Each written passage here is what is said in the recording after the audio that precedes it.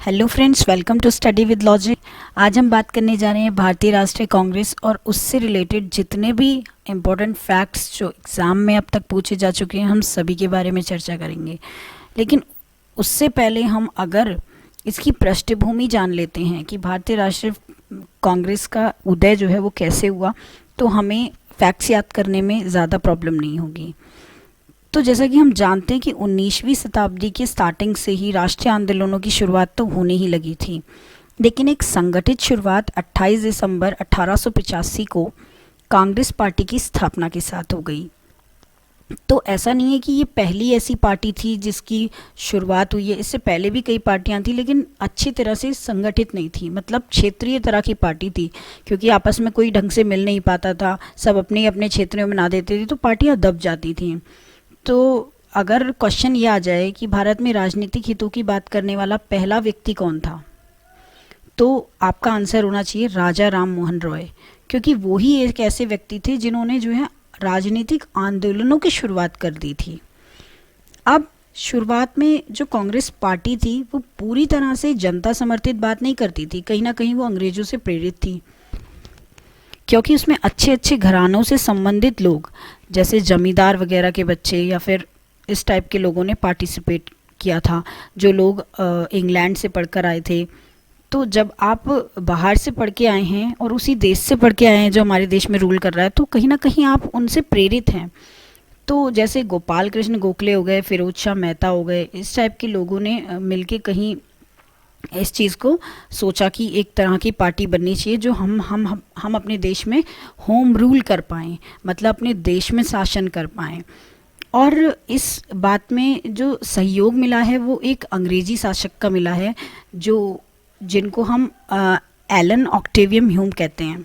अब ये Elon ऑक्टेवियम Hume कौन थे? ये एक आईसीएस अधिकारी थे, जो कई सारे कुछ ना कुछ भारत के समर्थन में आप कह सकते हैं कुछ छोटे मोटे काम कर देते थे।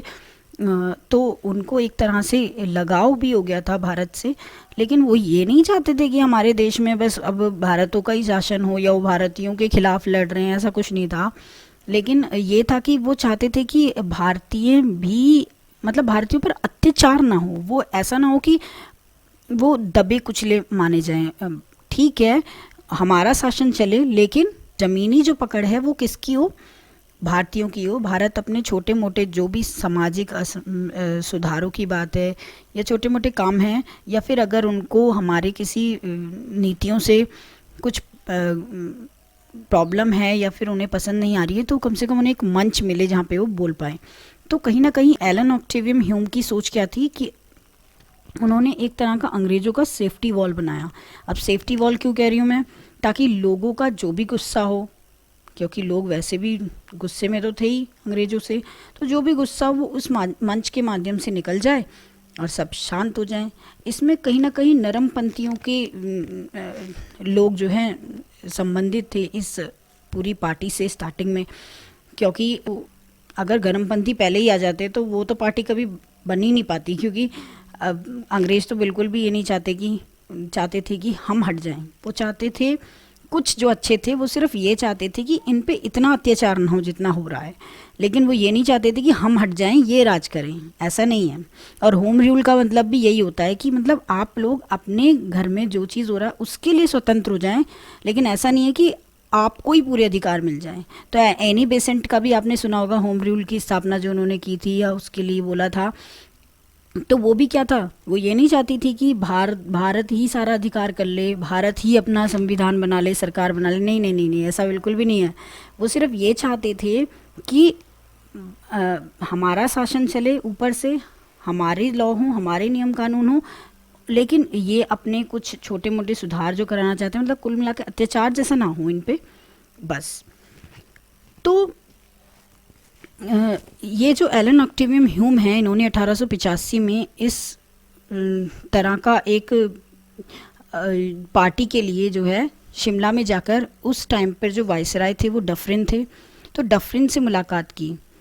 तो उन्होंने ये समझाया कि देखिए, पहले भी 1857 की क्रांति और इससे पहले भी जो सुरेंद्र नाथ बनर्जी, उन्होंने भी कई सारे आंदोलन, इनफैक्ट वो तो अधिकारी बन गए थे, उसके बावजूद भी उन्होंने अपना पोस्ट छोड़ कर जो है आंदोलनों में भाग लिया। तो इस टाइप की चीज़ों से बचने के लिए मुझे लगता है कि एक तरह का मंच उन्हें दे देना ज़रूरी है भारतीयों को, ताकि वो जो भी उनकी समस्याएं हैं वो वहाँ पर बोल पाएँ, और हम कहीं ना कहीं उनकी एक दो बातें जो हैं जो हमारे हित में हैं तो उन्हें मान लें।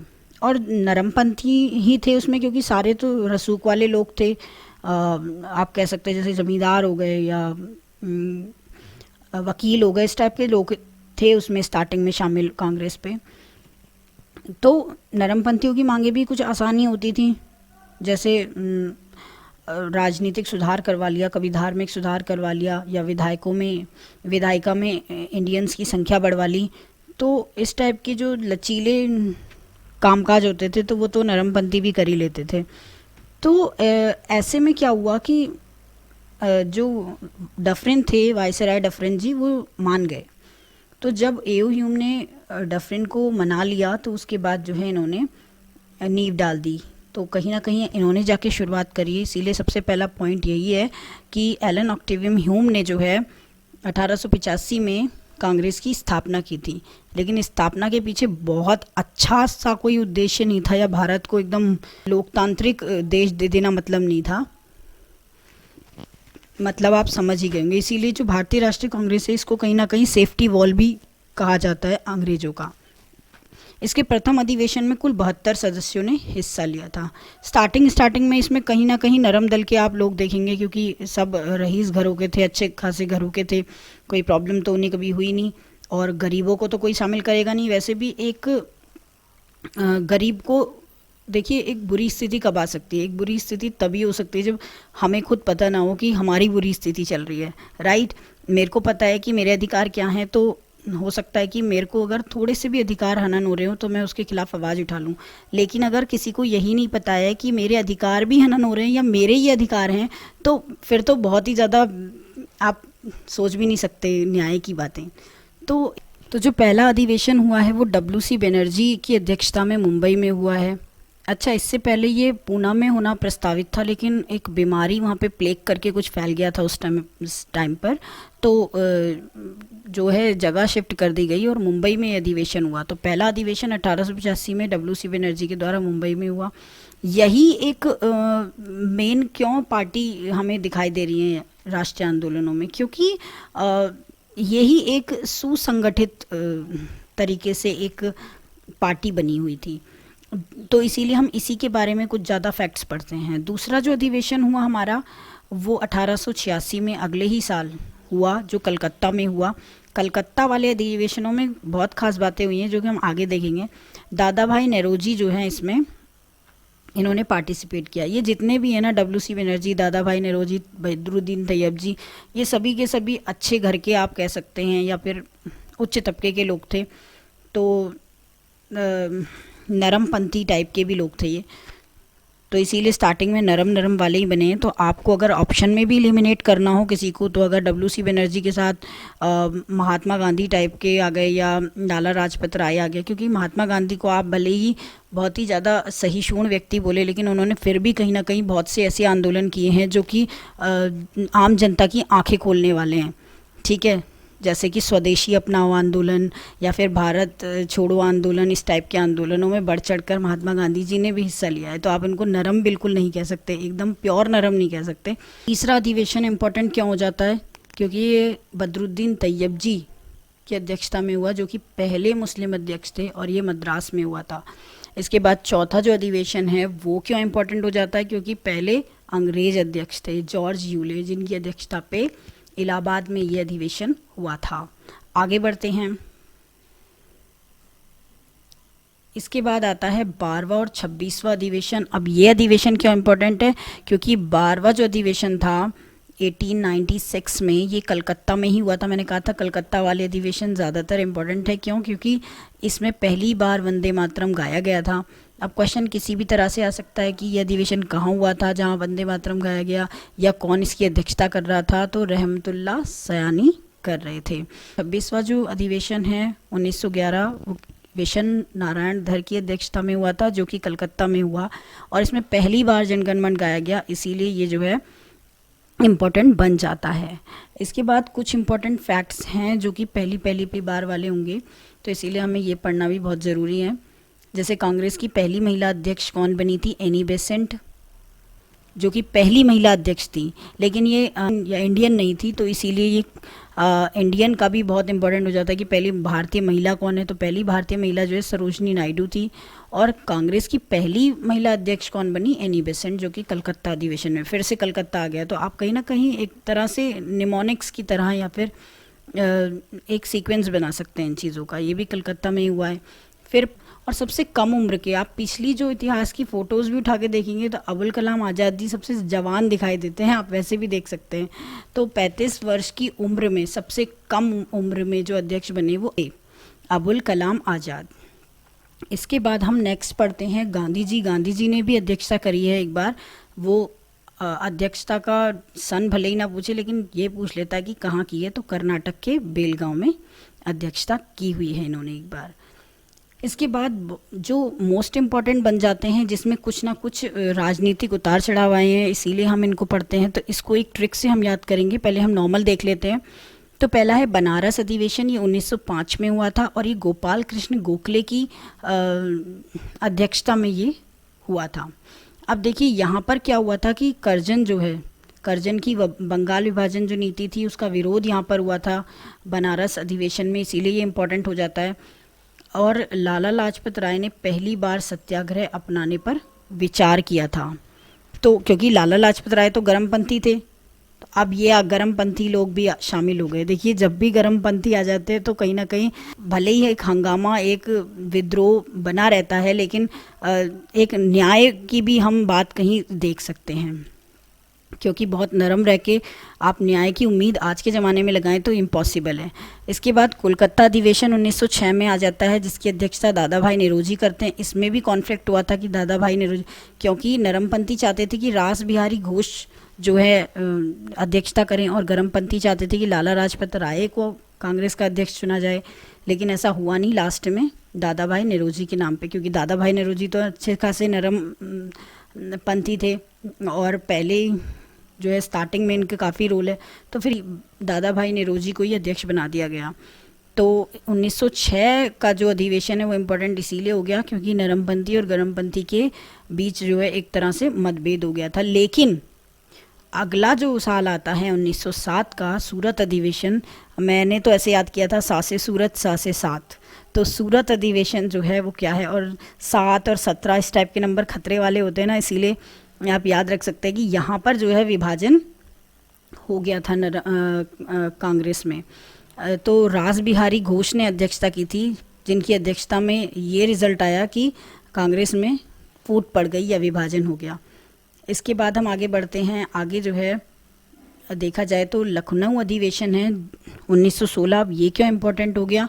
अंबिका चरण मजूमदार जी इसमें जो है अध्यक्ष थे।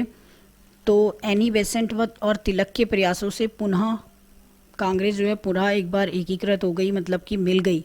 अभी 1907 में सूरत अधिवेशन में आपने देखा कि इनके बीच में कहीं ना कहीं फूट पड़ गई थी, कांग्रेस 2 पार्ट्स में डिवाइड हो गया था, लेकिन अभी 1916 में क्या हुआ है, दोनों एकीकृत हो गए। और दूसरी चीज़ ये हुई कि कांग्रेस और मुस्लिम लीग के बीच समझौता हो गया, ठीक। और लाहौर अधिवेशन है 1929 का, जिसकी अध्यक्षता जवाहरलाल नेहरू ने की, जवाहरलाल नेहरू जी ने की है, तो ये तो बहुत वैसे भी इम्पोर्टेंट बन जाता है, ठीक है। और इसके अलावा पूर्ण स्वाधीनता का प्रस्ताव भी उस टाइम पारित किया गया, तो ये तो मोस्ट इम्पोर्टेंट बन जाता है। तो इसीलिए हमने अपने देश का झंडा जो है 31 दिसंबर 1929 को रावी नदी के तट पर फहराया था, पहली बार रात को फहराया था, तो कभी कभी ये भी पूछ लेता है। तो फ्रेंड्स इसकी ट्रिक को पहले देख लेते हैं। ट्रिक थी हमारी बगो कदा सूरा लमलाज। बगो कदा सूरा लमलाज अगर आप एक बार याद कर लेंगे तो ब से आपको मतलब फर्स्ट वाला से आपको अधिवेशन पता चल जाएगा किस जगह पे हुआ, और सेकंड वाले से आपको पता चल जाएगा कि अध्यक्षता किसने की। जैसे कि बगो, ब से हो गया बनारस अधिवेशन जिसकी अध्यक्षता गोपाल कृष्ण गोखले ने की थी। इसके बाद कदा, क कोलकाता अधिवेशन जिसकी जो अध्यक्षता है वो दादा भाई नेरोजी ने की। सूरा को अगर हम देखें तो सा से सूरत, और रास बिहारी घोष ने अध्यक्षता करी थी। अब बचा लमलाज। तो अब हम लमलाज को अगर हम मैच करने की कोशिश करें तो ये है हमारा ला से लखनऊ, लमलाज, ला से लखनऊ, जिसकी अध्यक्षता करी मजूमदार, माँ से मजूमदार। और लास्ट है हमारा लाहौर अधिवेशन, जिसकी अध्यक्षता करी ज से जवाहरलाल नेहरू ने। तो इस तरह से हम इम्पोर्टेंट जो हमारे अधिवेशन थे उनको भी हम कवर कर चुके हैं, ट्रिक से भी याद कर चुके हैं, और ये इम्पोर्टेंट हैं, इन्हीं से क्वेश्चन बनते हैं। तो अब हम टेस्ट सीरीज़ लगाते हैं। आइए फ्रेंड्स, आपको कितना समझ में आया ये देखते हैं। तो पहला क्वेश्चन है, भारतीय राष्ट्रीय कांग्रेस के पहले अधिवेशन की अध्यक्षता किसने की? तो पहले अधिवेशन की अध्यक्षता की है हमारे WC बनर्जी ने। अगर स्थापना की बात पूछा जाए तब ये ह्यूम आएगा, अदरवाइज अध्यक्षता तो पहले WC बनर्जी ने ही की थी।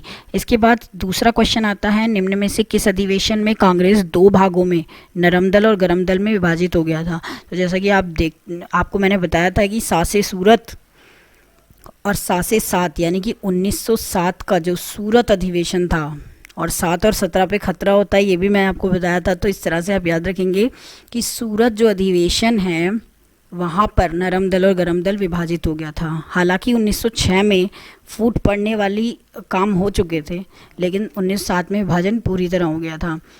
इसके बाद भारतीय राष्ट्रीय कांग्रेस के किस अधिवेशन में वंदे मातरम को पहली बार गाया गया? तो मैंने बताया था कलकत्ता इन चीज़ों के लिए इम्पोर्टेंट है, वंदे मातरम हो चाहे जनगण मन यानी कि राष्ट्रीय गान हो। तो कलकत्ता अधिवेशन से आप एक फ्लूक या तुक्का लगा सकते हैं। इसके अलावा आपको सन याद है तो वेल एंड गुड।